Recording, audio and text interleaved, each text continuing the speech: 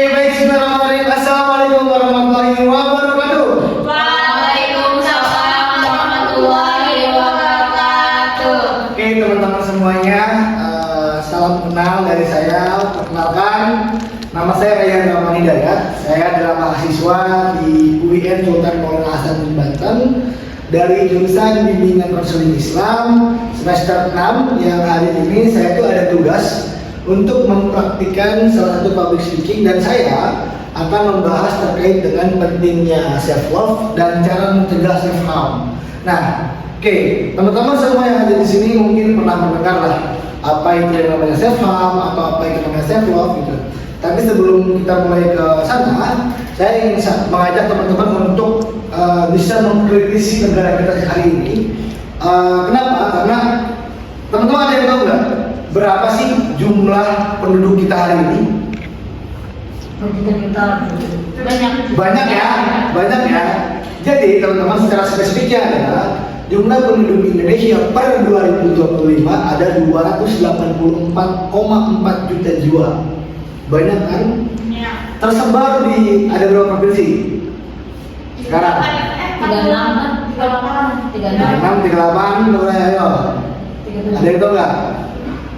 Ada 38 provinsi per 25 ini, per 2025, 514 kabupaten kota di seluruh Indonesia, dan beragam adat, budaya, agama gitu ya.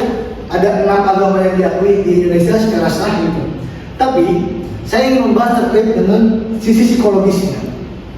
Kok teman-teman pengen tahu jumlah daripada psikologi klinis yang ada di kita itu masih sekitar ribuan, teman-teman.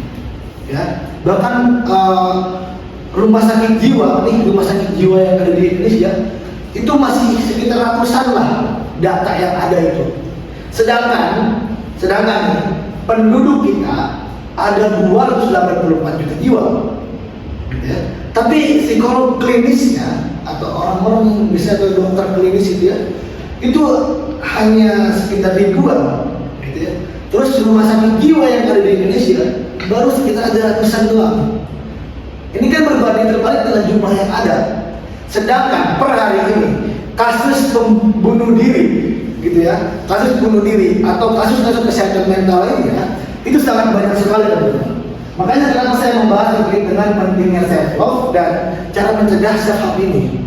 Nah, ini kita akan melihat dan kita akan mengamati terkait dengan gimana sih cara menjaga diri kita, menyayangi diri kita gitu ya, dan cara mencegah self harm ini seperti apa gitu. Teman-teman ada yang tahu nggak sih self harm itu apa? Menyakiti diri sendiri. Yang pokoknya tentang diri kita tuh ya kita apa yang namanya disakitin lah sama diri kita sendiri, nggak sayang sama diri kita gitu ya. Nah, makanya ini kita akan membahas di sisi self love-nya, dan kita akan membahas di sisi di mana cara kita untuk mencegah self harm-nya. Nah, kita bagi ke dalam 3 poin ini. Apa itu self love? Kita bagi dalam 3 rangkaian. Yang pertama ada apresiasi diri positif. Yang kedua ada fondasi sikap yang bijak. Dan yang ketiga adalah hubungan yang sehat.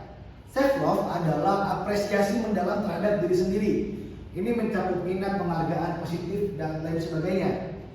Yang kita bisa artikan bahwa self love ini adalah gimana caranya kita menghargai diri kita sendiri, tidak membandingkan dengan orang lain, tidak selalu mencontoh orang lain sebagai hal yang bisa membuat kita ngedown gitu ya. Nah, ini apresiasi diri positif tadi. Yang kedua ada fondasi sikap yang bijak. Self love di sini membentuk dasar harga diri kita atau harga diri individu menjadi yang sehat. Ini membantu membangun sikap yang bijak dan lebih tegas lagi terhadap diri kita. Kenapa? Kadang kita selalu terpengaruh oleh omongan orang lain, yang biasanya omongan-omongan orang lain itu yang membuat diri kita menjadi kayak tidak, ya udah pasrah aja dengan diri kita sendiri gitu. Akhirnya apa? Ke diri kita membuat mental yang sangat buruk. Nah, ini yang harus kita hindari perlahan. Yang ketiga, ada hubungan yang sehat. Self love krusial untuk menjalin hubungan yang baik. Ini juga membantu antara si individu berinteraksi positif dengan orang lain. Artinya bahwa ketika kita sudah menanamkan self love atau mencintai diri sendiri pada diri kita itu, maka kita bisa menjaga hubungan yang baik kepada orang lain. Seperti itu. Nah, kadang dari ketiga pondasi yang ini, dari ketiga yang saya bahas ini saling berkaitan teman-teman. Kenapa? Ketika kita memiliki satu hal yang memang yang rasanya diri kita itu bisa diapresiasi gitu, maka betapa pentingnya apresiasi diri kita sendiri. Yang kedua adalah setelah kita bisa mengapresiasi diri sendiri, maka kita akan membentuk fondasi yang baik agar kita bisa membangun sikap yang bijak kepada diri kita sendiri untuk berlangkahnya, untuk berperilakunya, untuk berinteraksinya. Seperti itu. Yang ketiga ada hubungan yang sehat. Nah, ini juga nanti sangat berkaitan juga dari ketiga ini. Kenapa poinnya ada 3 di sini? Karena ini ketika kita sudah membentuk apresiasi diri yang baik, lalu fondasi sikap yang baik, maka hubungan dengan orang lain akan menjadi baik juga. Nah, ketiga ini self love yang memang yang harus kita tanam dalam diri kita sendiri, mengapresiasi diri kita, menjaga sikap kita, dan bisa berhubungan baik dengan orang lain tersebut. Nah, selanjutnya ada terkait dengan manfaat self love bagi kesehatan mental.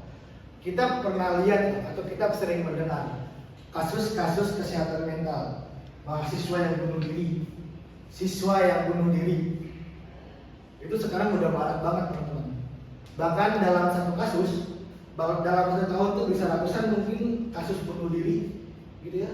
Entah apa yang ada dalam pikiran mereka, tapi yang kita bisa lihat dari psikologis adalah mereka tertekan atas apa yang mereka jalani.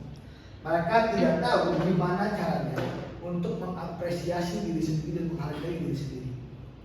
Maka timbullah berita-berita yang tadi namanya bunuh diri, menyakiti diri sendiri.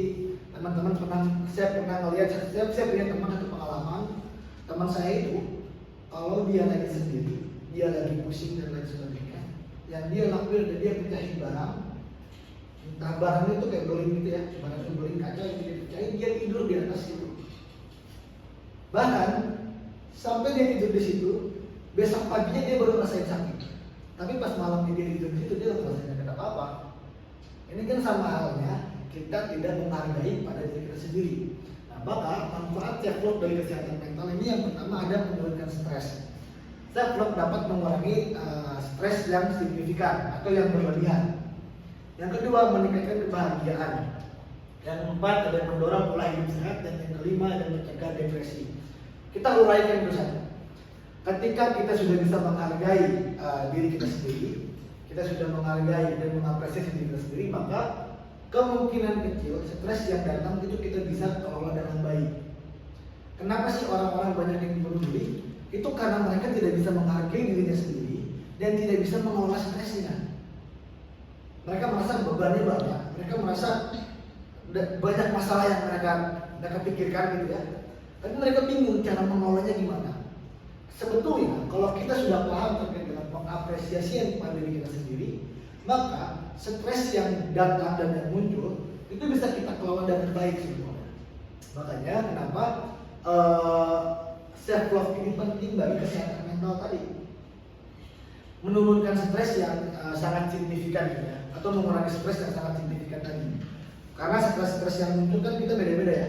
Ada orang yang stres karena akademik, atau ada yang stres karena keluarga, atau karena ada yang stres karena pertemanan. Itu kan banyak pengaruhnya, banyak pengaruh dan banyak lingkungan-lingkungan yang menghadapi dia untuk timbul stres tadi. Yang kedua ada meningkatkan kebahagiaan. Percaya atau tidak, teman-teman yang sudah menghargai dirinya sendiri, mengapresiasi diri sendiri, dan menerima apapun yang ada di dalam dirinya, dia akan merasa lebih enjoy aja ngejalanin hidupnya gitu. Lebih bahagia aja ngejalanin hidupnya. Karena dia merasa kayak udahlah orang lain gak gue peduliin gitu misalnya. Ya dia jalan aja, dia enjoy aja jalan kehidupan dia tanpa pikiran-pikiran yang lain, tanpa memikirkan yang lain gitu. Ketika ada masalah yang muncul dia bisa kelola sendiri, ketika ada stres yang muncul dia bisa memanage sendiri gitu.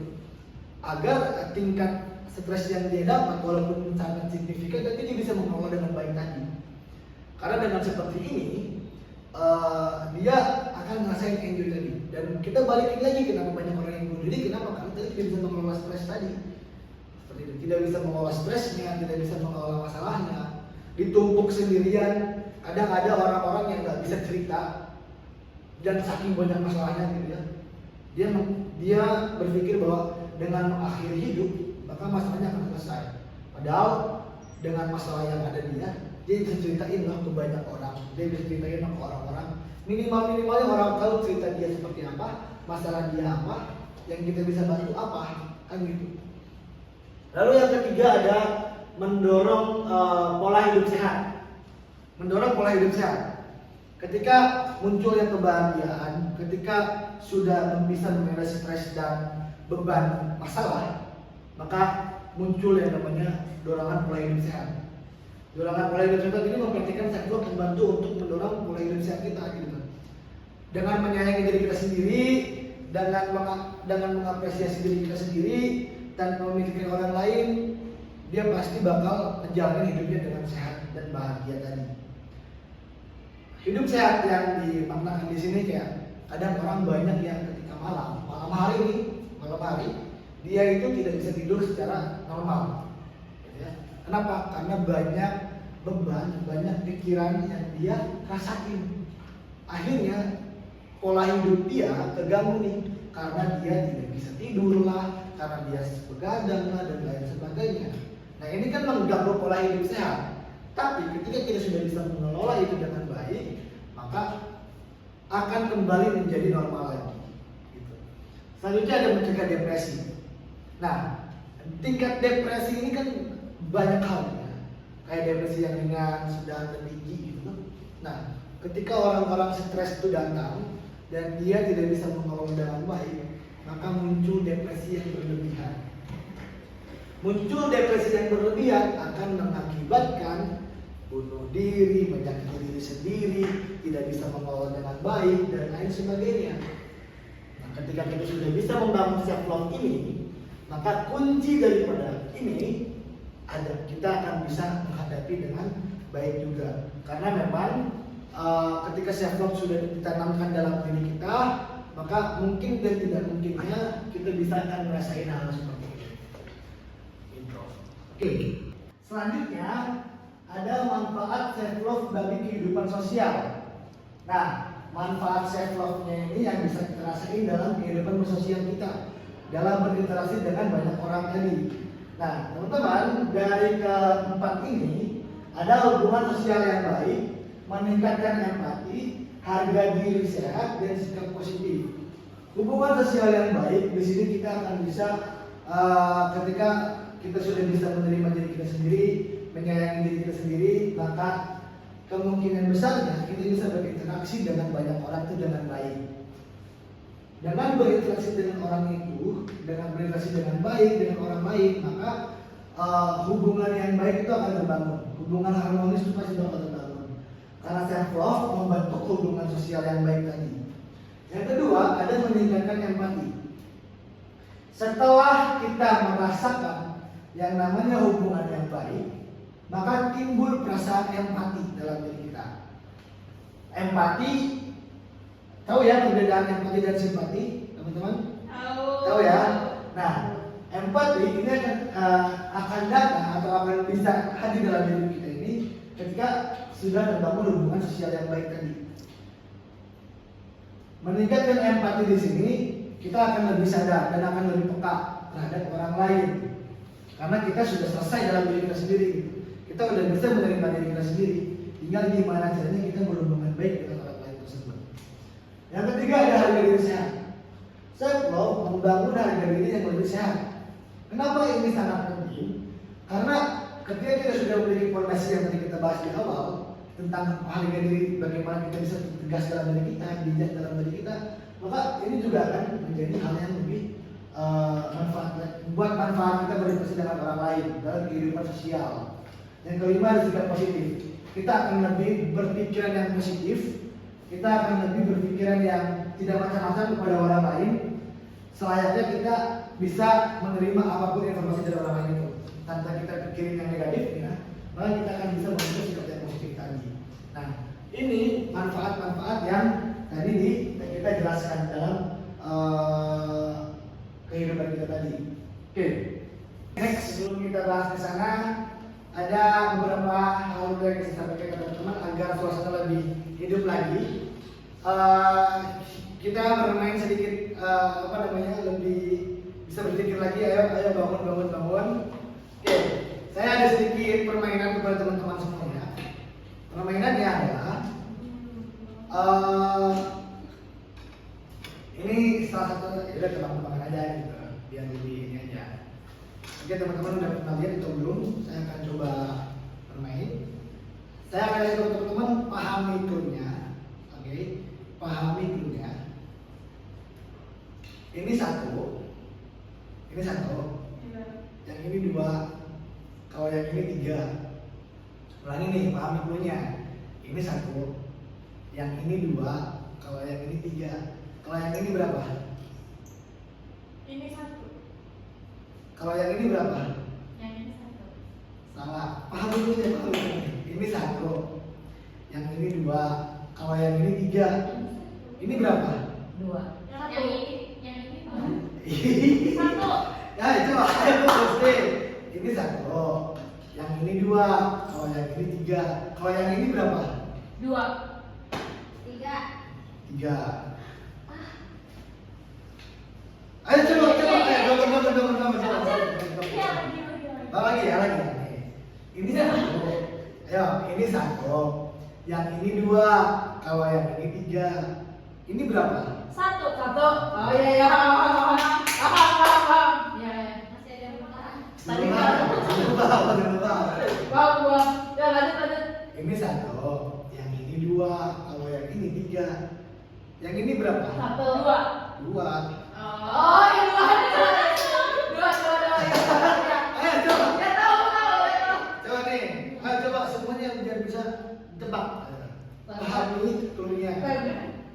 Ini satu. Yang ini dua. Ya. Kalau yang ini tiga. Ya. Ini berapa? Satu. Satu.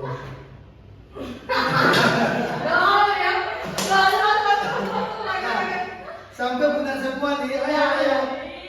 Ini satu. Yang ini dua. Kalau yang ini tiga. Kalau yang ini berapa? Tiga. Tiga. Paham clue-nya? Ya terus. Paham clue-nya nih. Ini satu. Yang ini dua. Kalau yang ini tiga. Yang ini berapa? Dua. Dua.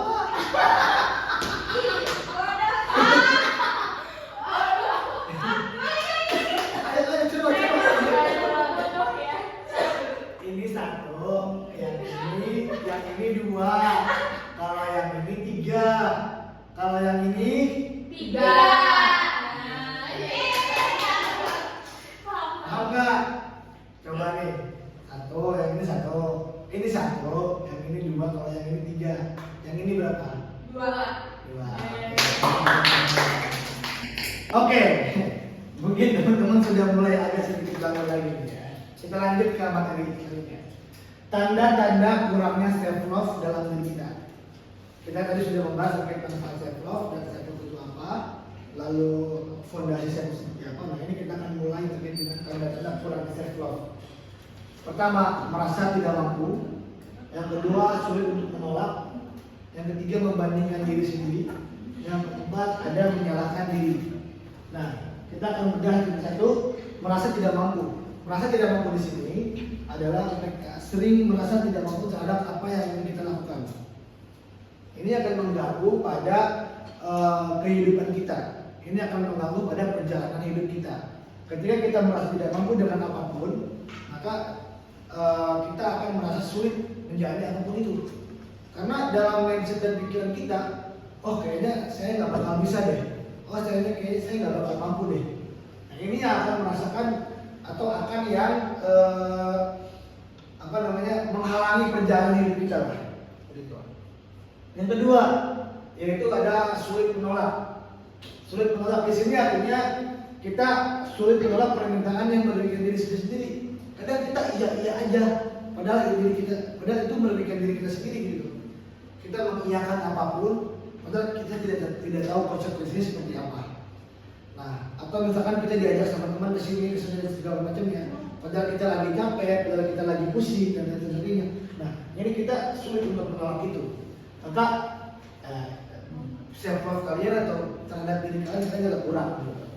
Yang ketiga ada membandingkan diri dengan orang lain berlebihan. Contoh, kayak membandingkan dengan orang lain, membandingkan dengan teman dan lain sebagainya yang bisa memicu pikiran-pikiran negatif yang timbul dalam diri kita. Sehingga itu pikiran-pikiran yang ada dalam diri kita membuat kita tidak bisa survive dalam kehidupan kita sendiri. Karena fokusnya membandingkan orang lain aja, fokusnya adalah melihat orang lain aja. Padahal kita dengan orang lain itu berbeda. Cara kita berpikir aja berbeda, kepala kita aja berbeda gitu kan. Maka pemikirannya pun pasti berbeda gitu.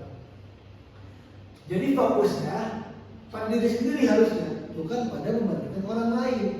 Ketika sudah kita fokusnya adalah membandingkan pada orang lain, maka kita akan memikirkan orang lain terus. Diri kitanya kapan survive-nya, diri kitanya kapan berjalannya gitu. Nah, yang keempat, menyalahkan diri sendiri. Sering kita menyalahkan diri kita sendiri, sering kita kayak apa sih, kayak gini banget sih hidup gua gitu kan. Kayak banyaklah hal yang merugikan diri kita sendiri yang akhirnya cenderung kitanya lebih kayak gak bisa mengapresiasi diri gitu. Kita lebih kayak ya udah gitu. Apa sih hidup gue gini-gini banget? Kenapa sih gue kayak gini terus gitu kan? Banyak orang yang menyalahkan diri sendiri, padahal kalau kita bersyukur dengan apa yang kita lalui atau apa yang kita rasakan, apa yang kita jalani, self love ini akan membentuk itu, rasa syukur itu sebetulnya. Nah, menyalahkan diri sendiri karena kurangnya rasa syukur dalam hidup itu, dalam hidup si individu tersebut. Makanya tanda kalau teman-teman ngerasain hal-hal seperti ini, lebih baik teman-teman kita introspeksi diri. Apa sih sebenarnya yang terjadi dalam hidup kita? Apa sih sebenarnya yang kekurangan dalam diri kita? Kita introspeksi. Jangan membandingkan dengan orang lain yang akan menimbulkan pikiran-pikiran negatif sehingga kita bakal depresi nantinya. Oke, sebelum kita mulai lagi ke babak selanjutnya atau ke materi selanjutnya terkait dengan self harm. Tadi kita membahas tentang self love. Ini kita akan membahas terkait dengan self harm. Tapi sebelumnya saya ada tebak-tebakan lagi kayak tadi permainan kita. Ini cluenya gampang, mungkin teman-teman pernah mendengar lah. Cluenya bumi itu bulat. Oke, cluenya bumi itu bulat. 7 tambah 7 itu 0. Ya, 7 tambah 7 itu 0. 1 tambah 8 itu 2. Kalau 8 tambah 10 berapa? 3. Ya. Bingung kan? Pahami dulunya. Bumi itu bulat. Pahami dulunya nih. Bumi itu bulat. 5 tambah 5 itu 0. Ya. 1 tambah 10 itu 1. 10 tambah 10 tambah 8 berapa? 4.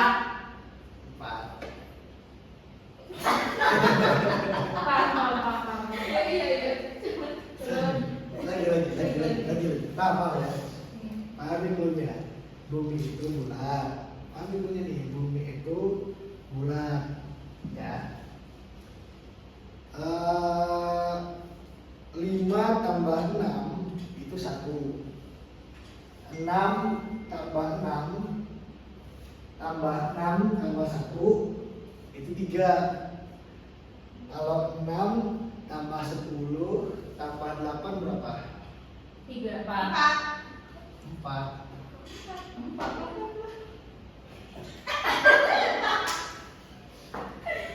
Belum paham. Belum paham juga. Paham cluenya. Bumi itu bulat. Oke, bumi itu bulat nih. Bumi itu bulat. 100 tambah 100 itu 4. Ya, 100 tambah 100 itu 4. 100 tambah 10 berapa? 3. 3.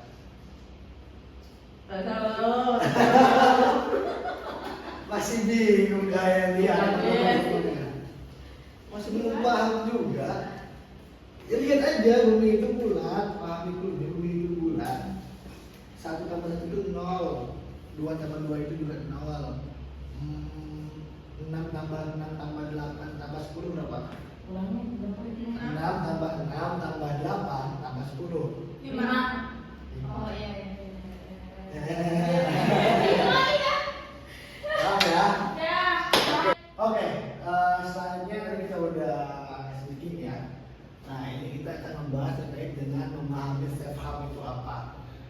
sudah membahas terkait dengan self love. Nah, ini kita membahas terkait dengan self harm. Kita akan bedah satu-satu. Ketika kita self harm itu adalah perilaku melukai diri sendiri untuk meluapkan emosinya atau untuk mengatasi emosi sendiri.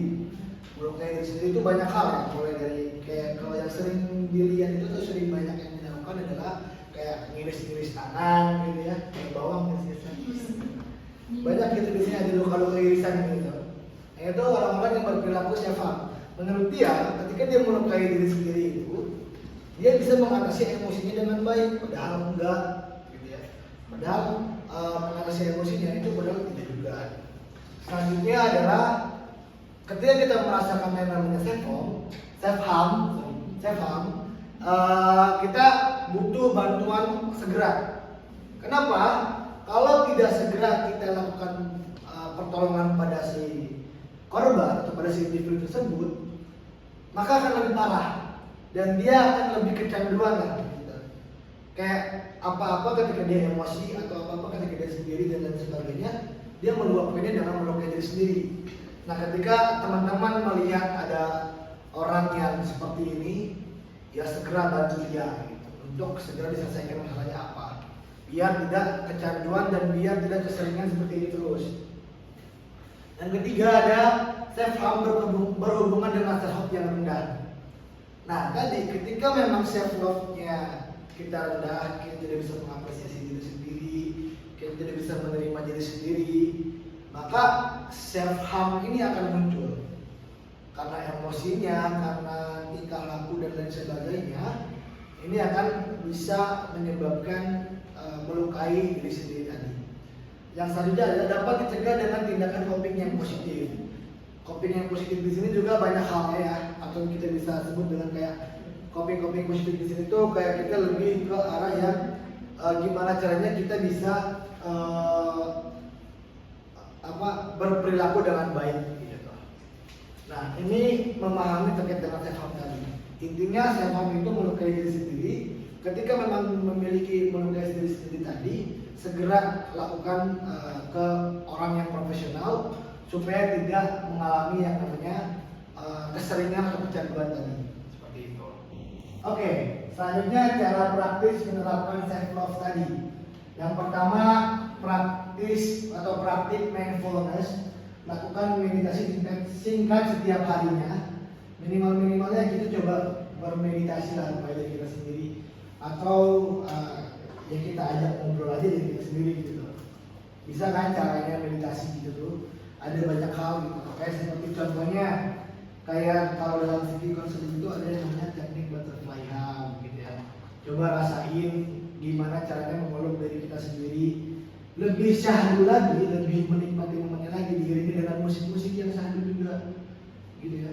Jadi ketika kita melakukan teknik butterfly hum kan gini ya, kita merem gitu, kayak gini kita merem diiringi musik. Nah, kita coba rasain kenikmatan memeluk diri kita sendiri, lalu kita rasain ngobrol dengan diri kita sendiri ketika kita lagi capek, ketika kita lagi banyak masalah.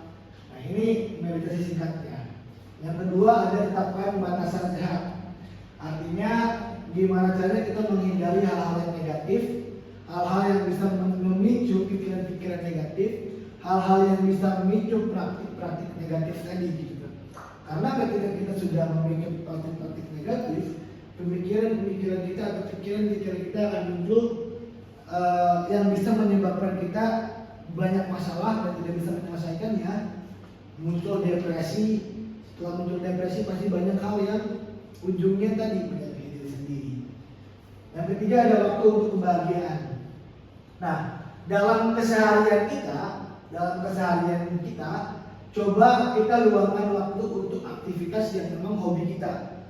Luangkan waktu untuk aktivitas yang menyenangkan, yang membahagiakan diri kita sendiri. Karena dengan meluangkan waktu pada diri kita sendiri atau meluangkan waktu pada aktivitas yang sudah kita banyak banget selama seminggu nih ya, kita luangkan waktu lah di weekend gitu ya. Coba kita luangkan waktu untuk kegiatan yang kita senangi gitu, yang hobi lah, hobi kita. Nah, maka coba kita luangkan itu untuk bisa merasakan me time dengan diri sendiri ya. Rasain waktu dengan diri kita sendiri.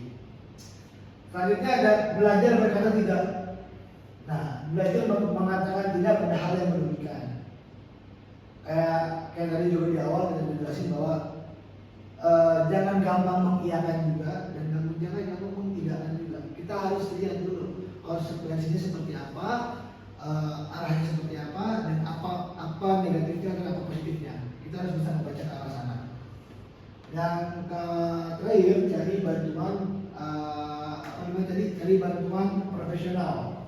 Ketika memang ini sangat diperlukan, ketika self harm muncul, coba cari bantuan yang diperlukan. Atau misalkan teman-teman mempunyai teman dekat, ketika ada masalah yang teman-teman percaya kepada orang tersebut, coba deh ceritain masalahnya.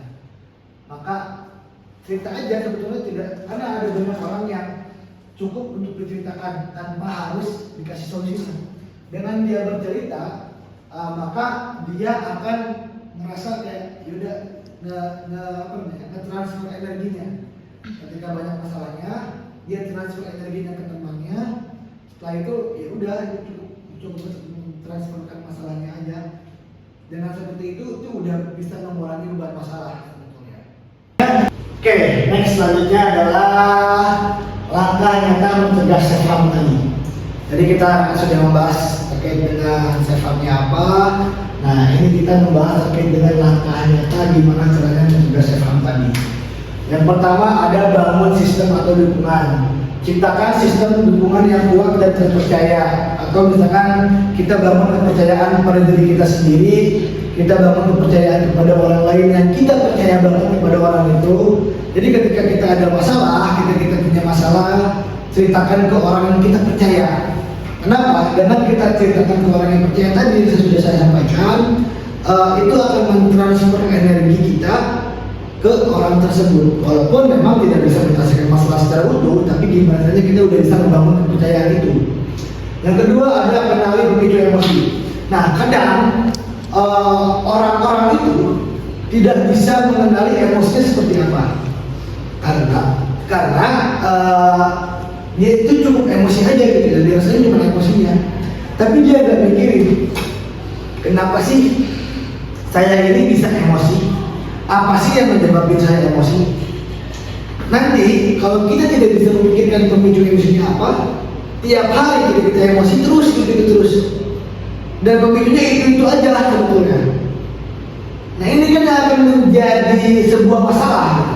Ketika emosinya muncul terus dan pemicunya itu aja, karena kita nggak sadar, yang kita sadari adalah emosinya doang. Kita tidak menyadari pemicunya yang mana. Nah kalau kita udah bisa mengenali pemicunya yang mana, kita bisa meminimalisir emosi tersebut dan kita bisa meminimalisir pemicunya. Jadi kita bisa jauhin, gue emosi terus-menerus nih gara-gara itu, gue emosi terus-menerus nih gara-gara hal seperti itu. Nah makanya kita harus tahu dulu ketika kita emosi, apa sih yang menyebabkan saya emosi ini, pemicunya apa sih, karena apa sih. Kita coba cari tahu, jangan cuma emosinya aja yang kita tahu, tapi emosinya enggak. Ini sangat penting sekali, karena banyak orang di luar sana dia hanya emosi aja yang dalam dirinya, sehingga dia susah untuk mengelolanya dengan baik. Dan dia tidak sadar gimana caranya untuk melihat dan mengenali emosi itu apa, penyebab itu seperti apa. Selanjutnya ada praktek manajemen stres atau lakukan teknik manajemen stres secara rutin. Atau misalkan kayak yang pernah kita bahas sebelumnya, lakukan meditasi ringan, lakukan teknik-teknik gimana caranya kita bisa ngerasain kehangatan tubuh kita, ngerasain kepercayaan pada diri kita gitu. Selanjutnya juga ada cari bantuan profesional. Nah, ini yang sangat penting. Kenapa? Karena pentingnya tadi, ketika kita sudah mulai pemicu penyakit diri sendiri tadi, coba kita cari orang-orang profesional yang bisa mengobati diri kita. Lalu meminta bantuan self love. Meminta bantuan adalah bentuk self love, itu sangat penting sekali. Nah, jangan sampai kita tidak mengerti poin self love-nya, tapi kita harus tahu poin self love itu apa dan gimana caranya kita bisa melaksanakan yang namanya self love tadi. Oke, mungkin ini yang tadi saya sampaikan itu materinya banyak banget, ya. terkait dengan self love, self harm dan cara langkah nyatanya mencegah self love seperti apa, kita akan coba refleksikan pada kehidupan yang sekarang. Oke, coba kita refleksikan. Tadi kita sudah berbicara terkait dengan self love, berbicara terkait dengan self harm, dan langkah nyatanya seperti apa. Nah, kasus-kasus bunuh diri, kita akan bedah satu kasus lah. Kenapa orang bisa bunuh diri? Itu karena kurangnya self love atau dia tidak bisa memahami masalah kayak ada dua nih. Ketika orang ini punya masalah besar nih yang akhirnya menyebabkan depresi dan menyakiti diri sendiri. Pertama itu karena dia tidak sadar akan dirinya sendiri atau karena masalahnya ini kan saling berkaitan nantinya. Masalahnya itu muncul dan akhirnya bisa menyakiti diri sendiri tadi. Nah, tapi ini tidak bisa mengolahnya kan, karena dia tidak paham self love tadi. Nah, orang-orang yang seperti itu yang sebetulnya yang seharusnya kita bisa dekati, teman-teman. Tapi cara mendekatkannya itu tidak segampang itu sebetulnya. Karena orang-orang yang memiliki self love, yang sering menyakiti diri sendiri, dia sebetulnya sering menutupi gitu ya. Terkadang dia tidak ingin terbuka. Kenapa? Karena dia merasa kayak malu aja gitu. Nah, seharusnya kita sadar gitu ketika ada teman-teman kita yang seperti itu. Ketika kita bayangkan betapa kita sebagai generasi penerus di negeri ini, di bangsa ini gitu ya, banyak kasus-kasus yang seperti itu, banyak kasus-kasus bunuh diri. Lalu gimana caranya kita menghadapi tantangan yang lebih besar nantinya? Ketika memang kasus-kasus yang ada, bunuh diri tadi lah, lalu manajemen stresnya lah. Tapi satu hal juga yang harus teman-teman ingat, bahwa rumah sakit yang sering menangani kesehatan jiwa itu masih ratusan. Sedangkan jumlah penduduk kita itu sudah 200.000 jiwa, lebih 284 juta jiwa. 38 provinsi, ya kan, 514 kabupaten kota. Ini kan jadi ironis gitu kan. Ketika kita melihat bangsa kita yang sangat besar, tapi rumah sakit yang khusus untuk menangani terkait dengan kasus-kasus kesehatan mental tadi itu masih sedikit. Bahkan konselor profesional dan konselor klinis itu masih sedikit gitu teman-teman. Tidak seimbang dengan jumlah penduduk yang ada. Ini real dan nyata di kita teman-teman. Kasusnya banyak, penanganan yang orang yang bisa nanganinnya tidak seimbang, lalu tempatnya juga tidak seimbang. Ya bingung gitu. Di Banten aja nih, ini nggak ada rumah sakit jiwa loh. Teman-teman pernah lihat nggak sih di Banten ada rumah sakit jiwa? Enggak kan? Karena nggak ada. Oke lah, psikolog klinis ada di sini, cuma beberapa doang gitu. Sedangkan kalau kita lihat di Banten, teman-teman pernah melihat nggak? Banten itu salah satu provinsi yang paling tidak bahagia. Pernah melihat itu kan beritanya? Coba kita bayangkan lagi. Kenapa sih orang Banten sampai muncul yang namanya provinsi Banten adalah provinsi paling tidak bahagia? Ada apa gitu sebetulnya? Nah ini kan yang seharusnya kita refleksikan sebetulnya apa yang terjadi. Banten provinsi yang begitu luas dan provinsi yang tidak bahagia. Penyebabnya banyak, gitu kan? Dan tapi orang yang menangani itu sedikit, gitu kan? Psikolog klinis itu cuma beberapa orang di sini. Yang saya tahu ya, dan saya kenal beberapa juga, nggak banyak juga.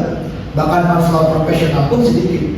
Nah, teman-teman yang di sini berminat untuk menjadi seorang konselor atau psikolog dan lain sebagainya, yuk coba kita bantu atau yuk kita coba belajar ke arah sana.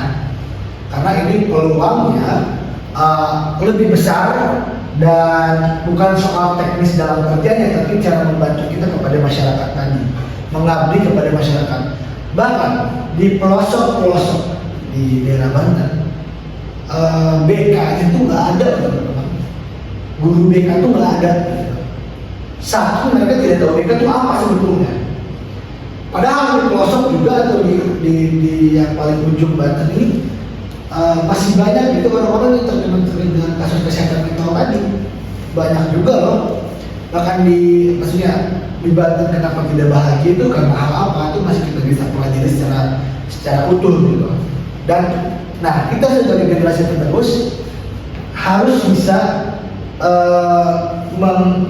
mengaplikasikan gimana caranya ketika kita sudah tahu ini seperti apa, self love itu apa, self harm itu apa, kita harus bisa mencegahnya.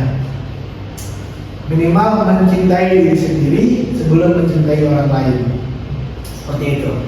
Atau yang namanya juga kayak dengan praktik teknik butterfly hug. Teman-teman sudah pernah mempraktikkan belum?